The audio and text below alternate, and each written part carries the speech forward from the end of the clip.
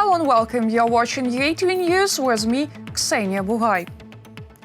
Let's start with the latest developments in Ukraine. Cyber troops will soon be created in Ukraine. The corresponding decision of the National Security and Defense Council of Ukraine was put into effect by President of Ukraine, Volodymyr Zelenskyy. He has already approved a new cybersecurity strategy of the country. It is designed to prevent aggression against Ukraine in cyberspace. The main source of threats for the country in this area is the Russian Federation. In the next 2 months, the National Cybersecurity Coordination Center is to develop a plan for the implementation of this strategy. The situation along the contact line in Donbas remains stable but alarming. This was stated by the OSCE Special Representative in Ukraine and in the Trilateral Contact Group Ambassador Mika Kinnanen the day before he took part in the Trilateral Contact Group meeting for the first time. He noted that the group will continue to look for ways to reduce tensions.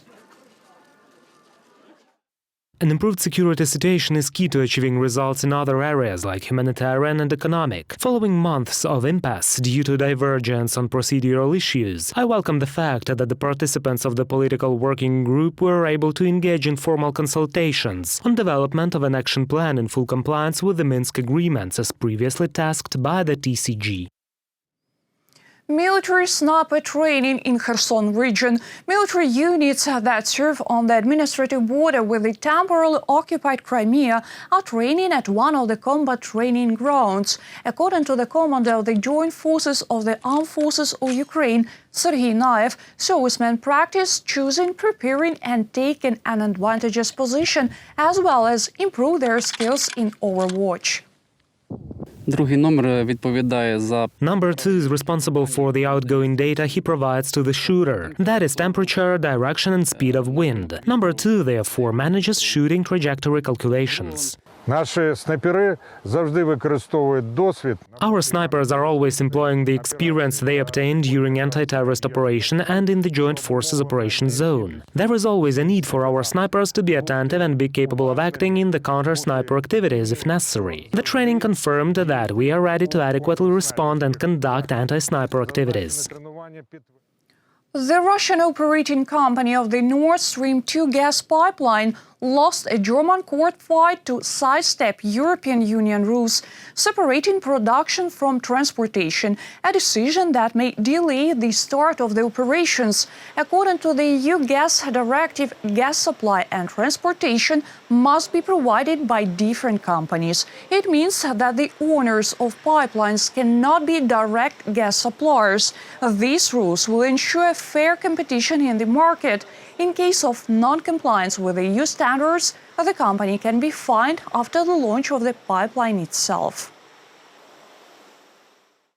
The Düsseldorf Regional Court rejected a challenge of Nord Stream 2 AG to the Federal Network Agency Bundesnetzagentur. Thus, it has obliged the Nord Stream 2 to follow the European legislation, in particular the third energy package. This means that the company operating the Nord Stream 2 should be independent from the Gazprom. Otherwise, in case the European regulations are not kept, the Nord Stream 2 will not be certified.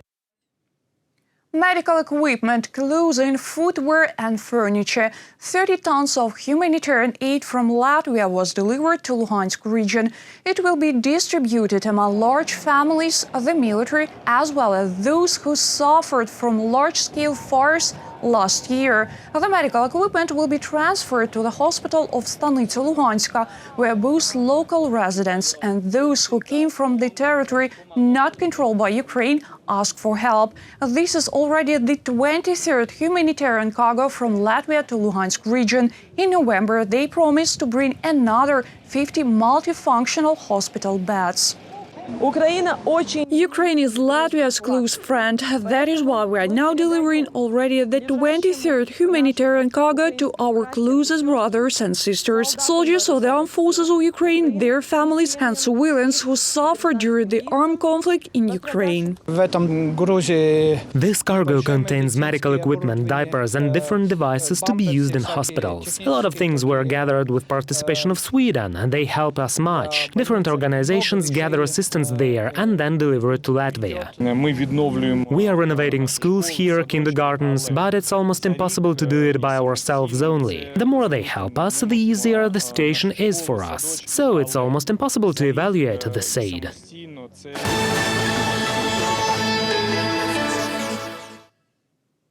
Republic of Moldova is celebrating 30 years of independence. Volodymyr Zelenskyy took part in the celebrations together with the country's leadership. He arrived there on an official visit. As part of the trip, the president of Ukraine will hold bilateral talks with his Moldovan counterpart, Maia Sandu. He will also take part in the meeting of the heads of foreign delegations. Ukraine received $2.7 billion from the International Monetary Fund. This was reported by First Deputy Head of the National Bank. These are not credit funds. Ukraine does not have to return it. The distribution of money will be decided by the Ministry of Finance. Danilo Hetmantsev, head of the Parliamentary Committee on Finance, told this. He believes that the most rational decision is to spend them on paying off the state debt or increasing pensions. By the way, in September, the peak payment of the state debt is expected. We have to pay almost $3 billion to our creditors. So if we are talking about spending, besides repayment of debt, let's recall that we also have an obligation concerning pensions. We have to increase them this year, and we also lack financing to cover subsidies program. Unvaccinated Ukrainians can face restrictions. These measures can come into force as soon as 50% of the population are immunized. This was stated by Chief Sanitary Dr. Igor Kuzin. He also told how many doses of vaccines the country will receive by the end of the year. We have received some 17 million doses. 9 million are stored in national and regional storage facilities. Those are the vaccines ready for use. In general, in 2021, Ukraine is going to receive 45 million doses of vaccine. That is, till the end of the year, we expect to receive 28 million doses more. The first Transplantology center in Ukraine was opened in Lviv. It was created on the basis of the City Clinical Emergency Hospital. Over the past year, it has already made 36 donor organ transplantations. The patients whose lives were saved due to such surgery were invited to attend opening of the new center. I feel great. I already work and live an almost normal life. Yaroslav had kidney problems since childhood, but his health worsened after he fell ill with the COVID-19. My analyses have worsened a lot. I have been ill since childhood, so I needed a kidney transplantation. Therefore, in December, I was put on the patient list. The man had a kidney transplant in February. A 45-year-old woman posthumously became the donor. She died of a ruptured cerebral aneurysm. Her family gave their permission. Yaroslav says he feels good and took his wife and daughter to the opening of the center to thank the doctors who saved his life. Many thanks to the donor's family who decided to take such a step. It is a very dramatic step in their lives, but they decided to make it and gave 4 people a chance to live fully, to live and see how their children grow. The Transplantology Center was created on the basis of the city ambulance clinic. It is completely isolated from other departments. We've been designing it for a long time. We borrowed the project from European colleague. We are completely isolated, that is the sense of transplantation, because patients have a low immune function. There are 7 wards and an intensive care unit in the new center. And most importantly, there are 2 operating rooms with the latest equipment. One operating room can be used for organ retrieving, the other one for transplantation, or 2 transplantations can be performed at the same time. Here is completely new air purification system. It is one of the key requirements in transplantation. The photo exhibition Time to Live was presented at the opening of the center. 14 Ukrainians who got a chance to live thanks to donors are the heroes. Now their photos decorate the corridors of the department. The watch in hand is a symbol of the extra time that people receive in order to live in this world and do many good deeds. Lviv Clinical Emergency Hospital became the leader of Ukrainian transplantation. Over a year and a half of its work, 54 operations have been carried out here. 32 transplant operations have already been done this year. Reported by Vadim Kramer, Yulia Bil, UATV News.